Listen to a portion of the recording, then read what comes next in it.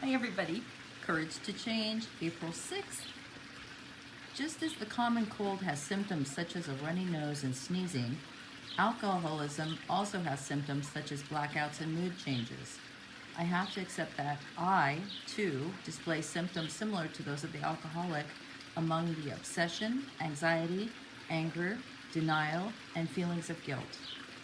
These reactions to alcoholism affect my relationships and the quality of my life.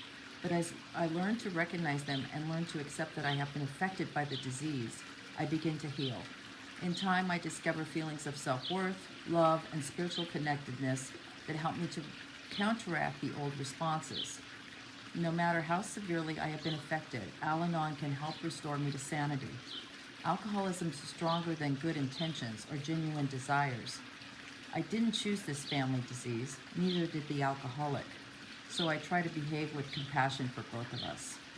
Today's reminder, my acceptance of this family disease allows me to stop wasting energy fighting a hopeless battle and to turn instead to the sources of genuine help and hope, Al-Anon and my higher power. Well, I love that. That's a really good, in a nutshell, explanation of what recovery is. We all suffer from this disease. It's a family disease. It's not, the symptoms of the alcoholic are, not just what they said here. They said blackouts and mood changes. It's a nice way to put, crazy. The lying, the gaslighting, the blaming. Those are all symptoms of alcoholism, for sure. I mean, those are all what happens in an alcoholic's abnormal mind and body. And just the same, these reactions that we have had of, they list them pretty good here. Obsession, anxiety, anger, denial, feelings of guilt, shame, remorse. I'll go on and on with that. The feelings that we feel as codependents. And we have to switch that around. Once you realize this is a mental health issue, it's not a choice. It's not, it's a bummer. I'm sorry. Just like I'd be very sorry if someone in your family got cancer or Parkinson's or anything else. I'd be, I would be praying for your family, and I am praying for your family in this instance. It is a family disease. However, you get to change your reaction. You get to change, right? We don't know what they're going to do, and we love them regardless, but you get to change. So your feelings of depression, anxiety, guilt, shame, remorse, right? Morbid reflection, that will all shift. That will shift. You can change that one day at a time, little teeny increments, right? Little changes every day. And that's the stuff that I post about, those new responses.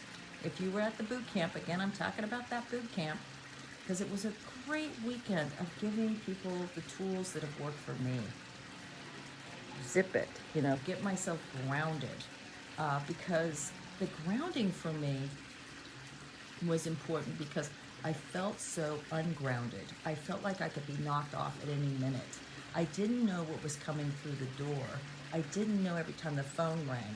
And I started to just really live on that edge. And that is not a good place, even physically. My body was, I aged a lot during that time because I was so fearful and so stressed by the unknown.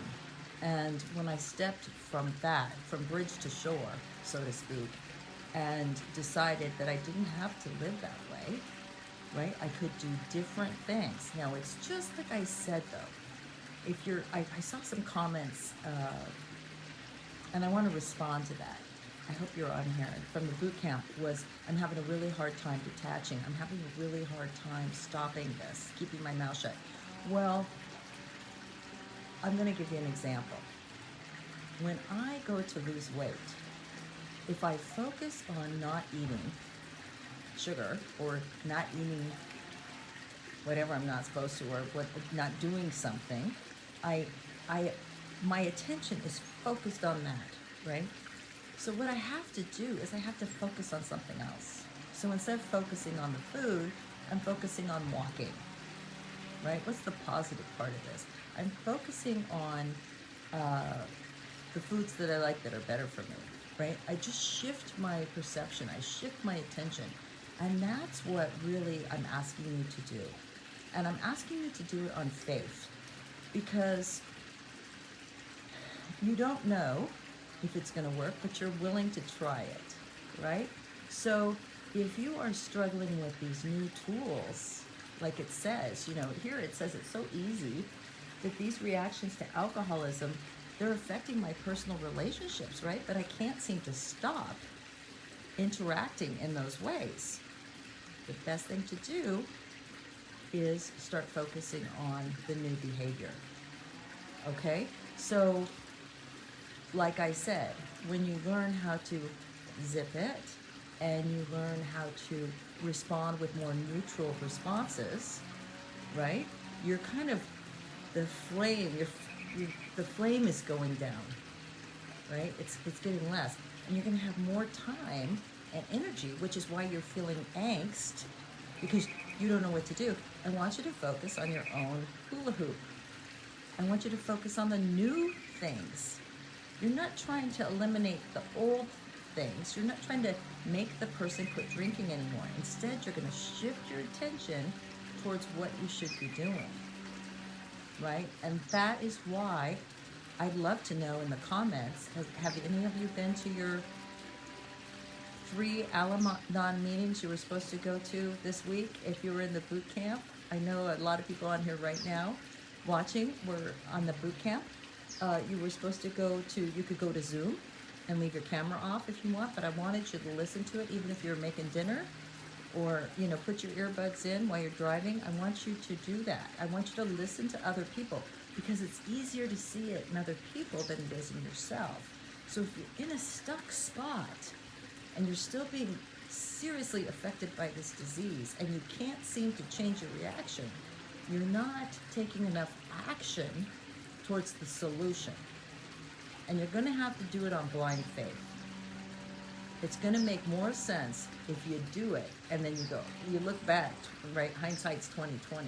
So there's a bit of action here and a bit of faith. You're going to have to do something different. And so that is why this reading is a perfect reading. It's like a little snapshot of what we're trying to do here. All right? So if you didn't get to see this whole thing and you just hop on, watch it as soon as it downloads. It's short, it's sweet, and it's going to really help you. This is a good meditation for the day. And this morning I posted in the boot camp Facebook group. If you didn't get to be a part of that, please sign up for the next one. It was a powerful group. And, I posted about that bubble concept. You have more control than you think. You might be in a situation, in a marriage right now that is toxic and it's killing you. But you are in that bubble, right, with the control knobs. So focus on what you need to focus on. Doesn't mean you stop loving. It means you turn down the volume on the rhetoric, on the bullshit, on the lies. You don't have to listen to everything. You don't have to respond to everything. Take a break, take a breather. Now that you're doing these tools, if you're participating and you're actually doing the tools of Al-Anon, Nar-Anon, ACOA, CODA, the boot camp, you'll notice the fire is diminishing, because he's the only one, or she's the only one, whoever it is in your life, that's throwing the wood on the fire. There's not 2 of you now stoking the fire, right? There's only one. So the flames are going to go down. Okay? So let's just keep working on new behaviors, new responses. And a lot of it is no action. Just don't respond. Play dead. Okay? It'd all be happening if you weren't there. there'd just be someone else in your place, right? So just take a step back, take a deep breath. Today is Wednesday. It's a beautiful day. Get in that bubble, right? You can decide what comes in the bubble and what goes out of the bubble. Okay? I love you all, and I'll see you tomorrow.